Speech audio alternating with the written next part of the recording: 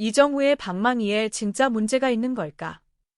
영타수 4삼진에 그친 직후 국내 일부 평단은 배트의 중심에 공을 맞히지 못해 타구가 약하다며 이정우를 곧바로 도마 위에 올렸습니다. 타격 기술 자체에 결함이 있다는 거침없는 지적이었습니다. 그런데 정작 메이저리그 현지 매체들은 전혀 다른 이야기를 내놓고 있습니다.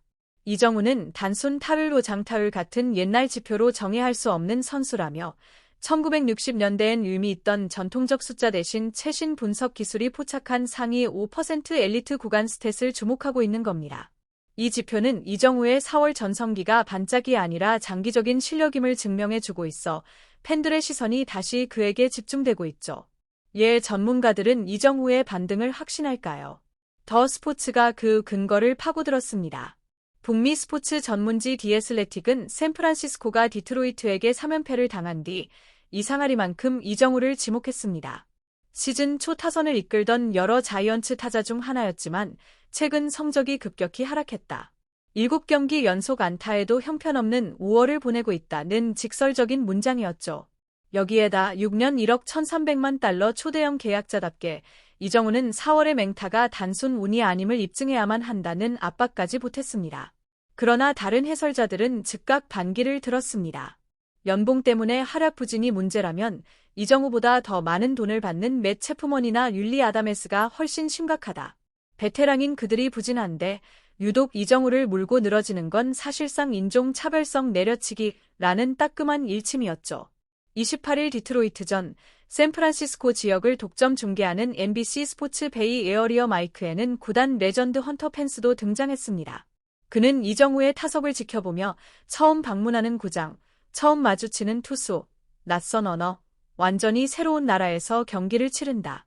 그럼에도 불구하고 지금 그의 하락은 정말 대단하다라고 힘주어 말했습니다.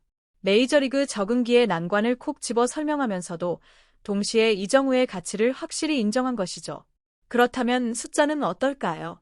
4월 이정우는 타율 319여 3홈런과 18타점 23득점 OPS 901로 리그 최정상급 중견수란 찬사를 들었습니다. 반면 5월엔 타율 234 2홈런과 13타점 9득점 OPS 631에 그치며 평범한 중견수 수준으로 떨어졌다는 비판이 쏟아졌습니다. 비판론자들은 두 가지를 문제점으로 꼽았습니다. 첫째, 한가운데로 몰린 실투를 봐주거나 맞추더라도 정타를 못 만들어 타구 속도가 느리다. 둘째, 바깥쪽 유인구 대응이 완전히 무너졌다. 상대 투수들이 이정우를 철저히 분석한 덕에 5월엔 처참한 성적표가 나왔다는 것이죠. 급기야 망신당하기 전에 한국으로 돌아오라는 모욕적 원사까지 나돌 정도였습니다. 그러나 다시 숫자로 살펴보면 분위기는 달라집니다. 일부 전문가들은 5월 전체를 통틀면 저조하지만 5월 20일 캔자스시티전부터 27일 디트로이트전까지 이어진 7경기 연속 안타 동안에는 타율 346 2타점 3볼넷 4삼진 OPS 837로 서서히 살아나는 중이라고 반론을 제기합니다. 28일 디트로이트전에서는 사구로 출루했지만 3타수 무안타로 연속 안타 행진이 멈췄습니다. 다만 9회 무사 1루에서 좌익수 앞으로 빗맞은 플레어 타구를 날려 행운의 안타를 노려볼 만했는데 좌익수 라일리 그린의 전진 슬라이딩 캐치에 막혔습니다. 그럼에도 이 타구는 기대타를 0.278에 달해 조금만 운이 따랐어도 끊긴 스트릭을 바로 이어갈 뻔했다는 평가가 나왔죠. 이처럼 타구 속도와 질이 낮다는 일부 국내 시각을 향해 샌프란시스코 현지 매체 크로니클은 한마디로 정리했습니다. 타율과 타구 속도 후 발사각 같은 60년대에나 의의를 두던 지표만으론 이정우의 잠재적 장타력을 설명할 수 없다. 이정우의 스윙 패스, 배트 컨트롤, 존 적응력 등 복합 기술을 반영한 첨단 데이터야말로 그의 진가를 보여준다는 얘기입니다. 미국 현지 매체는 혀를 내두르듯 이렇게 말합니다. 이정우의 배트 스피드는 시속 68.7마일. 메이저리그 평균 72마일보다 현저히 낮아 하위 11%에 불과하다. 그런데 다음 문장이 더 충격적이죠. 타구 속도도 평균 시속 88.3마일로 부진했던 지난해 89.1마일은커녕 리그 평균 88.5마일에도 못 미친다. 숫자만 놓고 보면 약점 투성이인 듯 보이지만 최근 7경기 타율이 3할을 훌쩍 뛰어넘을까요? 매체는 신기루 같은 해답을 제시합니다. 배트 스피드와 타구 속도에서의 부족분을 이정우는 놀라운 컨택트 능력 즉 공을 정확히 맞히고 인플레이로 보내며 헛스윙을 거의 하지 않는 정교함으로 100% 만회하고 있다. 쉽게 말해 힘이 아니라 정밀도로 승부하니 비주얼이 안 터져도 결과는 터진다는 것이죠. 하지만 일부 해설자는 여전히 고개를 갸웃합니다. 저렇게 느린 스윙으로 어떻게 장타를 만들어? 혹은 잘 맞은 타구가 왜 자꾸 야수 정면으로 갈까? 그 미스터리를 풀어준 것이 바로 스태캐스트입니다. 기대 타율이니 스퀘어드업이니 하는 첨단 지표가 과학이라는 랜턴으로 야구의 그늘을 비추기 시작한 겁니다. 이정우의 진짜 무기는 배럴 타구, 타구 속도 95마일 플러스 발사각 20도, 30도, 생산률이 리그 최하위라는 냉혹한 사실에도 불구하고 스퀘어드업 비율이 리그 상위 5%에 포진한다는 점입니다. 스퀘어드업이란 배트 스피드와 투구 스피드를 감안해 타자가 낼 수 있는 예상 최대 타구 속도의 80% 이상을 실제로 달성한 비율을 뜻합니다.